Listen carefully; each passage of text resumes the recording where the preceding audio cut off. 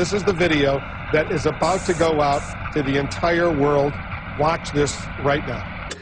We can't do it.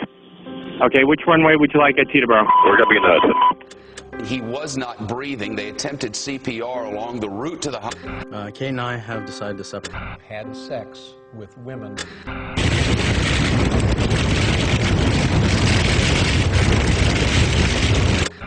Can you please? The reforms I'm proposing would not apply to those who are here illegal.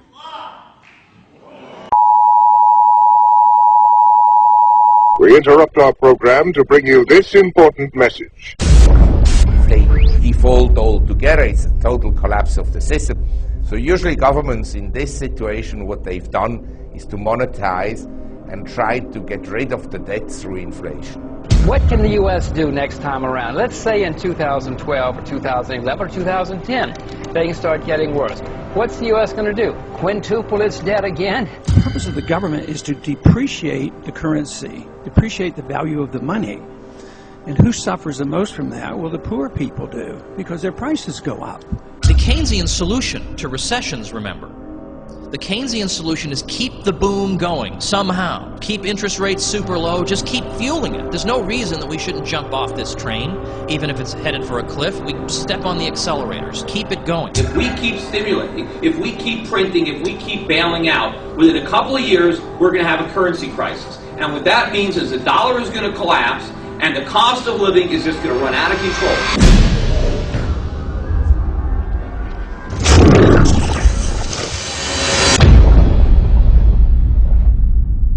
The Dow Jones is now up 70% from its low in March of 2009.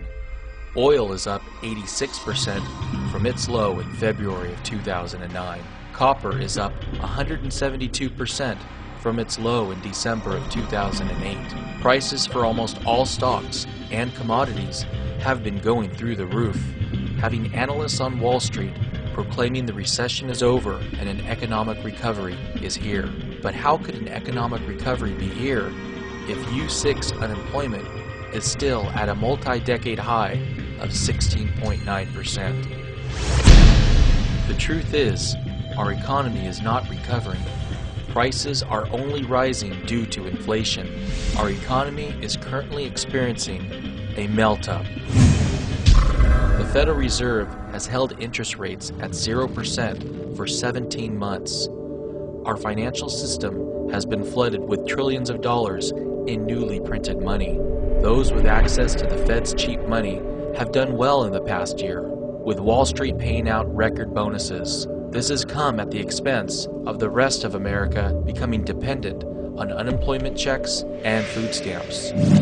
There are now 39.4 million Americans on food stamps, up 22.4% from 1 year ago. Food stamp usage has now increased for 14 consecutive months. In 2009, Americans received $2.1 trillion from the government in the form of transfer payments, which equaled the $2.1 trillion they paid in taxes. In 2010, the government will pay out more in benefits than it will receive in taxes, and the U.S. budget deficit is projected to reach $1.6 trillion. Government spending has gotten so far out of control that if Americans were taxed 100% of their income, it wouldn't be enough to balance the budget. Nobody admits that this country's bankrupt, but they're still spending. The worse the problems get, the more they spend, and the bigger the debt gets. And this can't last, and I think the handwriting's on the wall.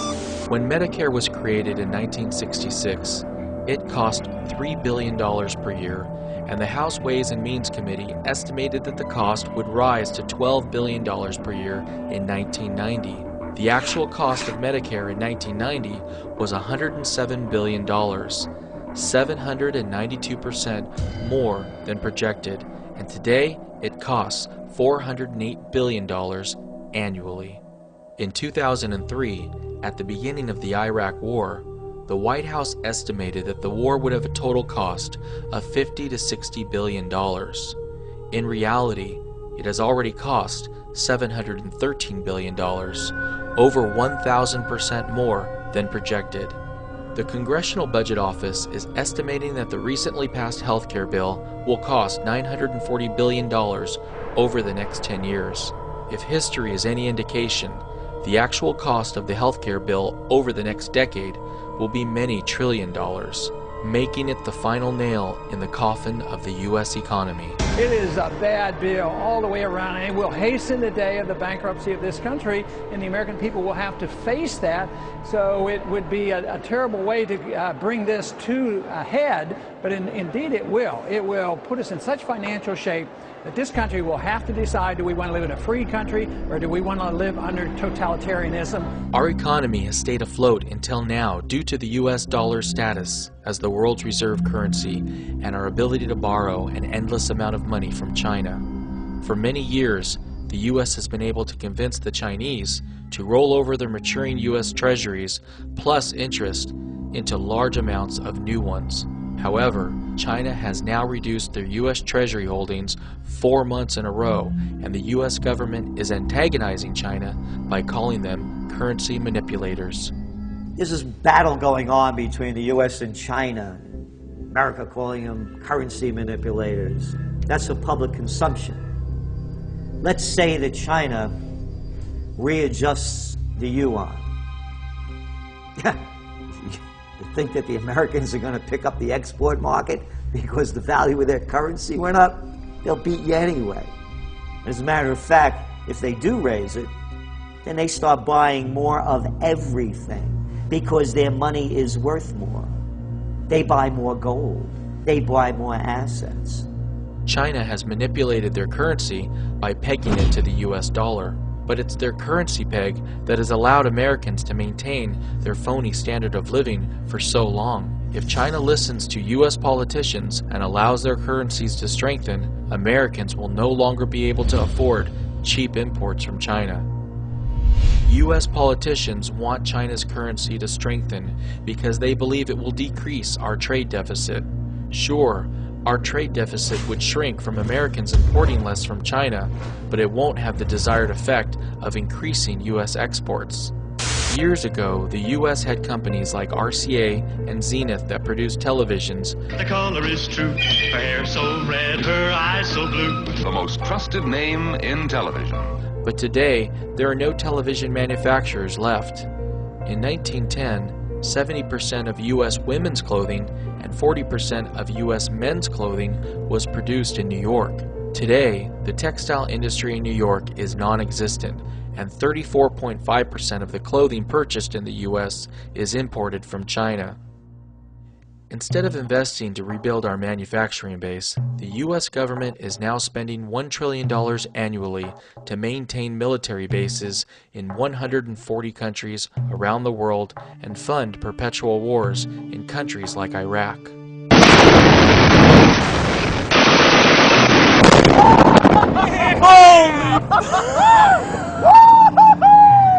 War after war after war, and draining us $1 trillion a year to finance our empire, and being in 140 countries and have 700 bases. That can't be sustained. That's what always brings empires down to their knees. It's the financial problems, and we're in a financial mess. It should be clear to anyone that neither China nor India nor Russia have any interest at all that the U.S. succeeds in Afghanistan. That should be very clear.